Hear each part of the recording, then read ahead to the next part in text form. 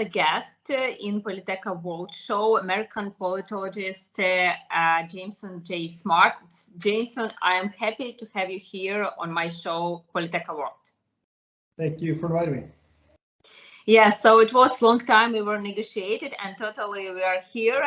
So let's start from this week and the last developments on the front line. So we heard from the Chancellor of the Office of the President, Estados, that Ukrainian army advanced on the Bakhmut direction. So what else do you observe in a few words? How we could finalize this week on the front line?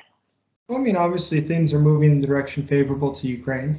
The war, ultimately, Ukraine will win. So it's just a question if this week we go a little bit further ahead or a little bit further back. Even it's nothing in the world. We know ultimately it will go ahead, and Ukraine will liberate all of the territory that is its own sovereign territory. Yeah, and what do you make of this week? Do you feel that Ukraine advance right now, or there are some dangerous things around the front line? As we heard from Putin this week, that they increased the number of soldiers and the costs on the military field and so on and so on. No, I think that the rules of the war are changing, and what I mean by that is this. I think that Putin understands very clearly that he cannot win if he continues fighting as he was fighting before. It's clear that Ukraine was able to liberate huge amounts of territory quite quickly, considering how large the Russian military is. And Putin knows that if he continues to use the same strategies he was using before, the same tactics he was using before, that he was going to lose quickly. And so he was forced to come up with a new strategy. And his new strategy we see in the form of the bombing of the electric stations and heating stations. That's part of his new strategy.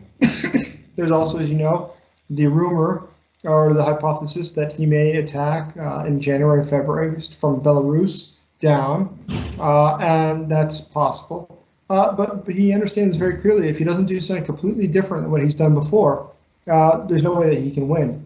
So I think he is prepared to try new strategies and new tactics to try to move things in the interest of Russia.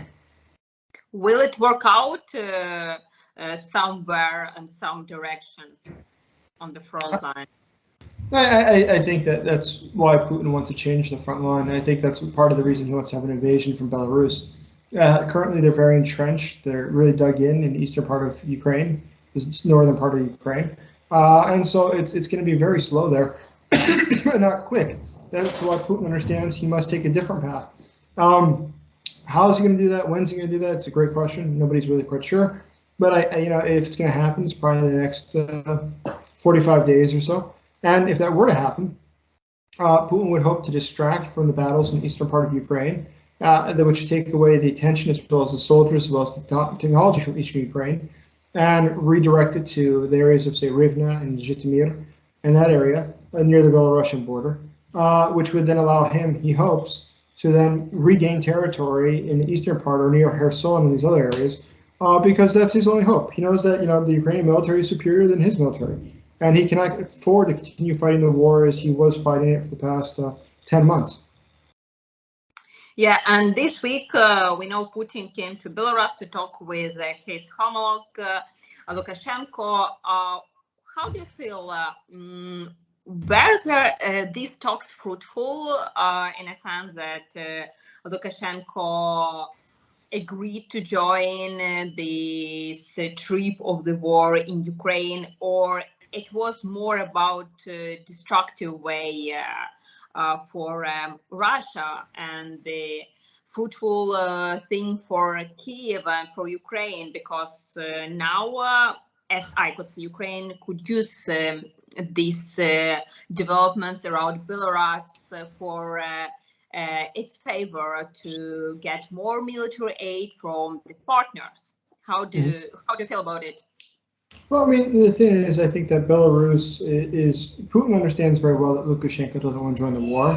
He understands very well that if we continue fighting the war as it's being fought without some sort of attack through Belarus, it's not possible. So he needed to persuade Lukashenko. I don't think he's successful. Lukashenko knows to be very unpopular with his population. And I've read statistics saying that as low as about 10–15% of the Belarusian population would support some sort of armed conflict with Ukraine. So it's vastly unpopular. So what does that really translate into? I think that translates into the fact that Putin was hoping to charm and to make whatever suggestions or offers to Lukashenko and to try to impress the Belarusian people. But from all reports that I've seen, it was unsuccessful, his trip. And what do you think about terms Belarus could fall under Putin? Gas, what else? On which Belarus could fall under Putin? I really don't think it's impossible that Putin could just kill Lukashenko and try to absorb the country. That would fit with his general lifestyle choices. Putin does kill people quite a bit.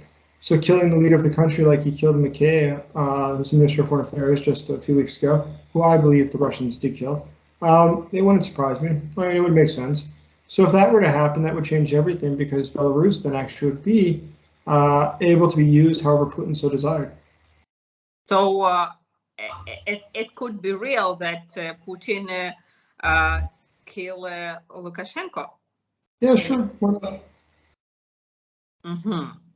Okay, maybe he was going there in Belarus to talk about it. Okay, the crucial highlight of the week is the visit of Zelensky to Washington. And we know that this visit signifies closer ties between US and Ukraine. And also it's a good time because this week is a budget week for US. So I wonder how numerous positive points for Ukraine Zelensky agreed to. Well, I think that it's most important about the trip, even more than what they specifically agreed to, was I would understand that there's now a strategy going forward of how Ukraine can be included in what the U.S. is doing with the new Congress. The new Congress will be majority Republican. Currently, it's majority Democrat. Now it'll be majority Republican. The Senate remains majority Democrat, and Joe Biden, of course, is a Democrat. So it's now, I think that part of the discussion yesterday would have been how is it that we can be sure that Ukraine will be included in what goes on. And that's why it's so important that Zelensky came and he spoke to not just our elected leaders, but to the American people, so that they understood the importance of helping Ukraine and they felt committed in the next 2 years before the US presidential elections, felt committed to continue supporting Ukraine. So did Zelensky get this support by Republicans? I think that the reality is that the majority of support, Zelensky will be fine, as Ukraine will be fine with the Republicans. I think that the leadership of the Republican Party realizes that the vast majority of Americans support Ukraine. And to not support Ukraine would be just simply not wise strategy. You don't take a position that's against that which your voters want. And since the majority, 73% of Americans support more weapons for Ukraine, it would be very unusual to seriously oppose Ukraine. I think it's very easy for some politicians to say so publicly because they want to show that they are trying to keep taxes low, for instance. But it's for domestic purposes. It's not based on international relations. But I think even them, they understand the importance of helping Ukraine. Yeah, but we heard that some Republicans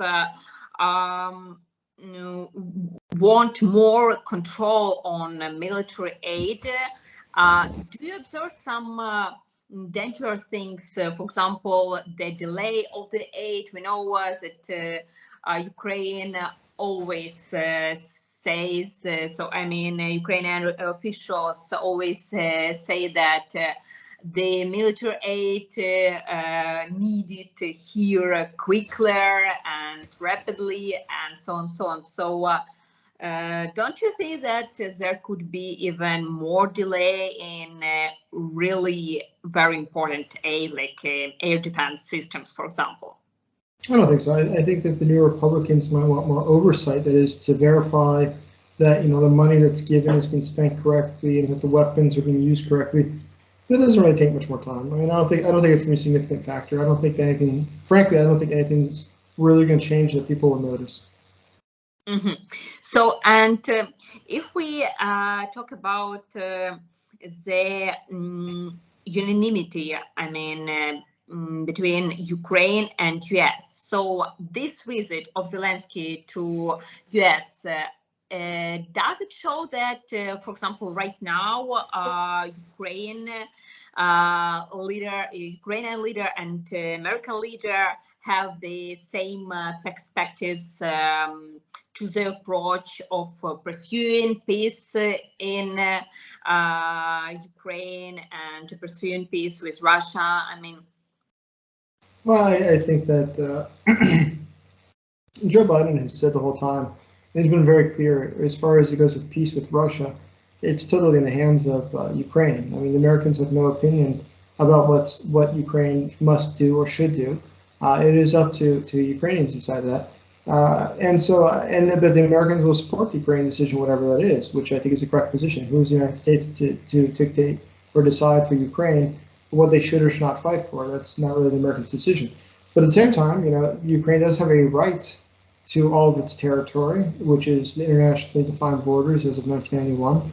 And so the United States believes that it is a sign of, well, it's actually a symbol of what it means to be a sovereign state, that you have borders that are protected by international law. And so the Americans will give weapons to Ukraine to protect the international borders for as long as Russia continues to seek to occupy or to at least attack or to invade the country. And so I think that the United States is not going to change its policy in any significant way. Rather, it's just going to continue saying to Zelensky or whoever the Ukrainian leader will be in the future that we support your decision. You know, we're ready to help you. Mm-hmm. And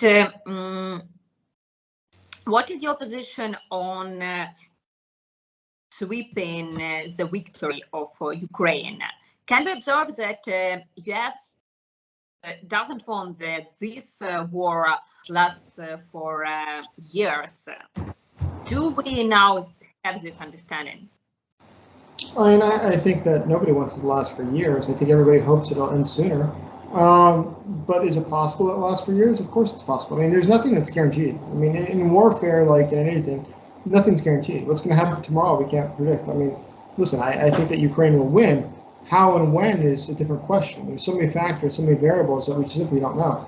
So I would hope that time proves that it's quite quick that Ukraine can finish the war. But it still leaves the problem of Russia. I mean, Vladimir Putin is somebody who has shown that he's willing to just keep throwing missiles at Ukraine to hit the electric energy places, the electric energy stations, the heating stations. And by doing this, he's hoping to break Ukraine and break its people. But if Ukraine can endure this and continue fighting, Ukraine can be sure that the Americans will be with them and able to support them in many capacities. And what about efforts US makes to isolate Russia? Could we observe some missteps present? In terms of what again? I'm sorry? In terms of isolation of Russia. Yeah.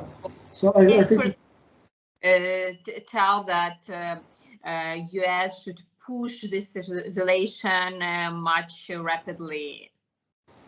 I think we're pushing it pretty well. I mean, Russia is pretty incredibly isolated. The ruble lost about 15% of its value, or was devalued about 15% in the course of a month. That's a significant decline for a country. And I think that next year Russia's going to deal with a huge amount of inflation, and part of that reason is that they don't have access to foreign currency. And so I think that the reality is that Russia is extremely isolated, and it doesn't bother Putin. Unfortunately, Putin is not motivated by what's best for even Russian citizens. He's motivated by what's best in his ideology, which is a very radical ideology. I mean, he's a fascist.